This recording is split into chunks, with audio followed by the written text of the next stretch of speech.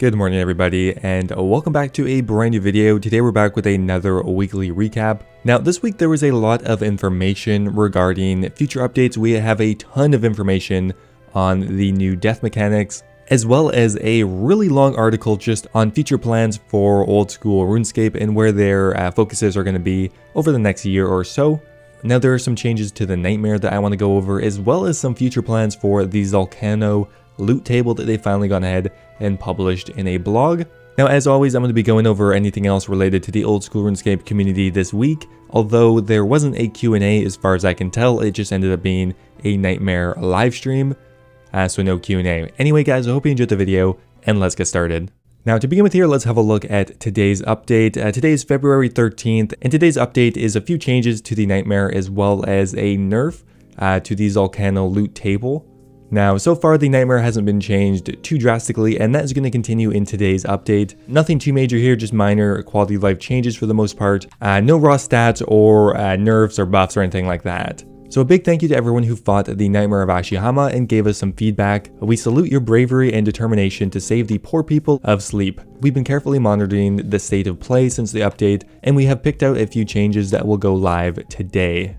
Okay, first up here, a scoreboard has appeared near Shura and shows personal kills, deaths, fastest kill time, as well as the global equivalents. So a nice leaderboard system. Unfortunately, high scores don't work though. Right-clicking on the entry portal will now allow you to spectate. That's actually really cool.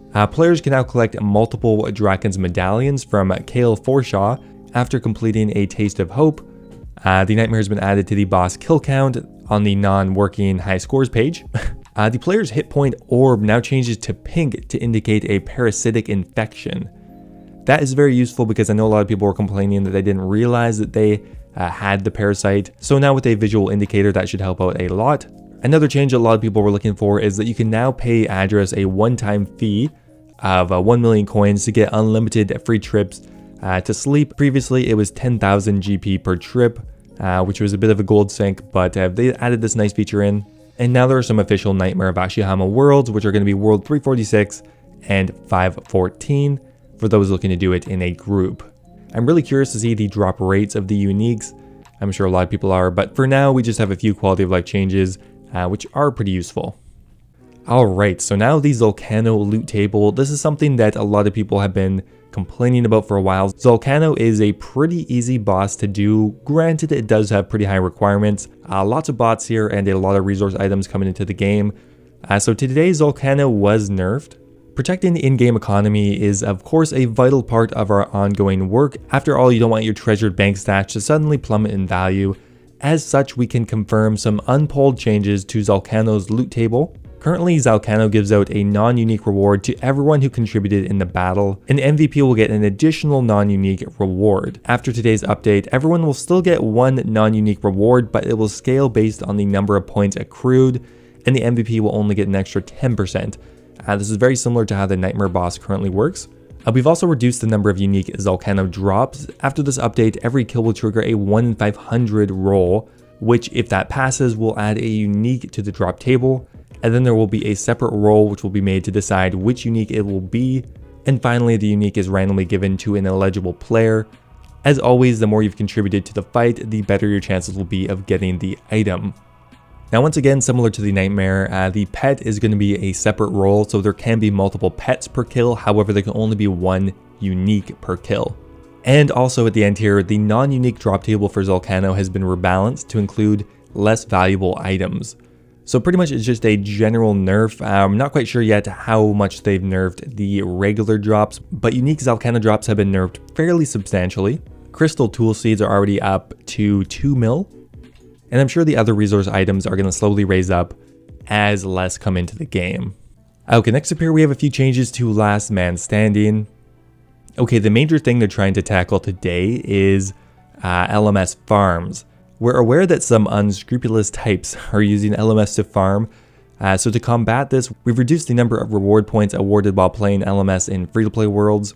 We're hoping that this will put farmers off without affecting genuine players too much.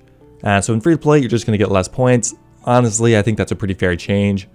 Ironman players should note that from this update onwards, they'll no longer be able to participate in high-stakes mode. However, they'll still be able to play in competitive. And they've actually added a new item. They've added a tier 6 cape to LMS, which requires 1,000 wins to unlock. God damn it, I should have put that in my rarest items list. They made a few clerical changes to the stronghold of security. Some out-of-date information has been fixed. And as always, there are a host of bug fixes and very minor changes, but that's pretty much it for today's update. Now, this week there was a really interesting article that was written called Gielinor Gazette. I would highly recommend going ahead and reading it. It's a really nice look into kind of the thought process behind certain updates as well as some of their plans for the future. Now, for the most part, it's just kind of an interesting read. However, in there are a few key pieces of information that I think are important. Now, they are planning on releasing a Gielinor Gazette every month, which I actually think is a pretty nice idea. First up here, they talk a bit about leagues. Now, the important thing here is they seem very positive about how the last league went. And probably the most important sentence is right at the end. Right now, we're currently busy refining some designs and we're close to being able to share more. Now that to me means that they are going to be doing another league probably in the next couple of months, or at the very least within the next month or so, we'll have a new league pitched and we'll probably have that maybe halfway through the year or something. I'm very excited to see what the next league is going to be. I'm expecting it to actually be quite a bit different. I would imagine they're not going to do an area restricted Ironman again, even though that was very fun the first time. Okay, so next up here they talk about the early game and adventure paths. Now, if you remember back in August, they made some changes for the new player experience, wherein that there is this new adventure path that kind of is a mini achievement diary or quest log that kind of gives you some things to do. Now, essentially, they're going to be expanding on that. Currently, there is one for combat, but they're going to add on to that with a skilling adventure path. Now, they've continued to note that new players generally drop off very quickly after they reach the mainland, so they're really trying to hook people into the game, give them a little bit more purpose without ruining the complete freedom you have in this game. They mentioned that the Gatherer Path is going to be released in the next few weeks, so very soon.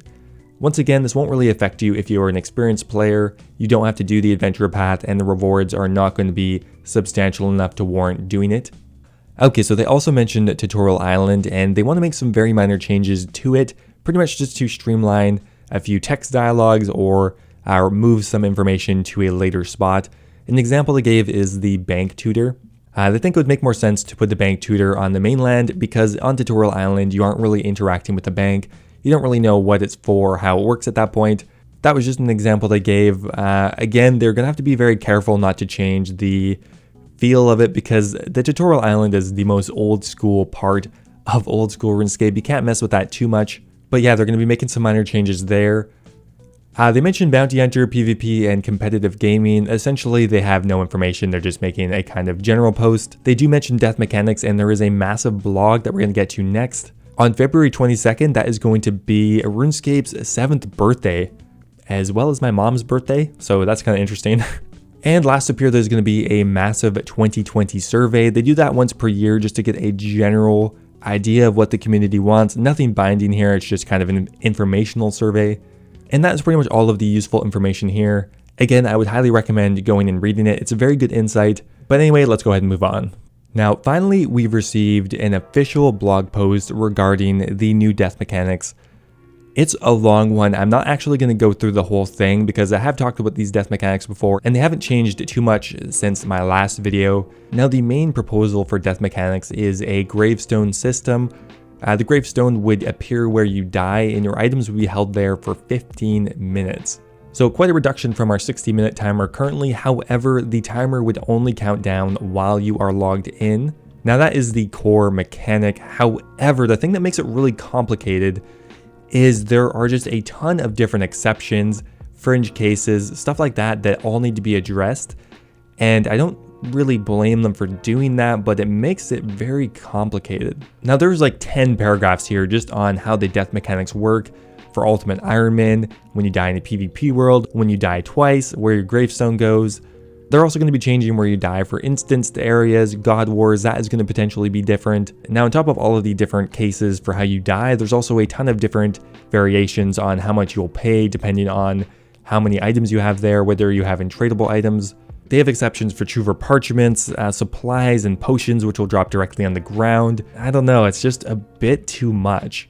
Now, that is just my opinion. Let me know what you think about it. Now, at the end, they also mentioned the Death Office, which is a feature they have in RS3.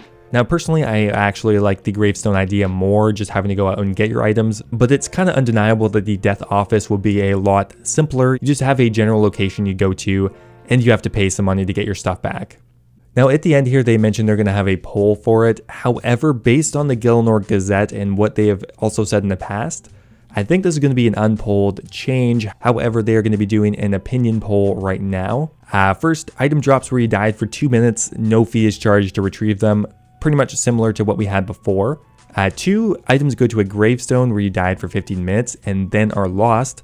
A small fee is charged for valuable items. 3, items go to a gravestone where you died for 15 minutes. And then you move to the Death Office indefinitely with a much higher fee. Or 4 is something else.